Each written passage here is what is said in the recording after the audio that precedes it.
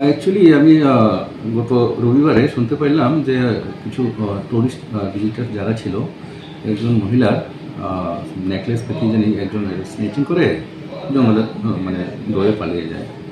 তো এটা সেটাকে পুলিশ কেস। আর আমরা নর্মালি টাইমে আমাদের এখানে যেমন পুলিশ বা এমন কোনো প্রোটেকশন স্টাফ থাকে না।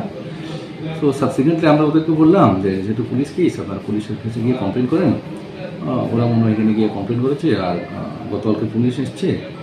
আমাদের এখানে কিছু সিসিটিভি আছে, তো ওটা ফুটেজ নেওয়ার জন্য তো আমি এটা অ্যালাউ করে দিয়েছি। ওরা ফুটেজটা নিয়ে যাবে আর ওটা তার ওদের যে ডেসক্রিপশন আছে ওই হিসেবে ওরা দেখে ইনভেস্টিগেশন করে দেখবে। ফাইনাল আউটকাম এখনও জানিনি, যদি নেক্সট টাইম আসে আমরা জানিয়ে দেবো। নিরাপত্তা এখানে আমাদের তো কোনো এরকম তো নেই, কোনো প্রোটেকশন স্টাফ এখানে থাকে না নর্মালি। হ্যাঁ, আমাদের থাকে শুধু জু কিপার্স।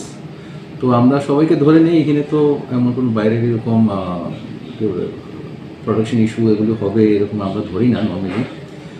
একমাত্র যখন ভিজিটার টাইম থাকে, যেমন সিজন যখন থাকে, যখন লোকজন বেশি থাকে, তখন আমরা পুলিশ বা টিএসআর বা অন্যান্য লোকে আমরা রিকোয়েস্ট করি এখানে এসে আমাদেরকে হেল্প করার জন্য। তো নর্মালি সবসময় থাকে না একটু অক্সিজেন। না, আমার কাছে ডাইরেক্ট কমপ্লেন করেনি, তো সেই জন্য আমি ঠিক জানি না। সব বিপ্লব কি জানি ছিল, লেফটেন্যান্ট কি ছিল, ওনার হাজবেন্ডের নাম, মহিলার নামটা আমার কাছে আসেনি।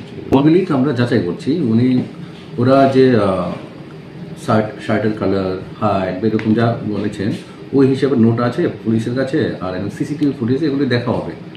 হ্যাঁ, যে ওটা তো ম্যাচিং করা হবে। এই টিকিটের নাম দেখে তো বলতে পারবো না, কতটা স্টেট জানা যাবে, কিন্তু ওই ব্যক্তির দেখতে কিরকম অ্যাপিয়ারেন্স এটা তো থাকে না এখানে। ঘটনা এটাই ফার্স্ট আমি শুনলাম, এর আগে কোনো শুনিনি। নাম সিদ্ধার্থ দেববর্মা।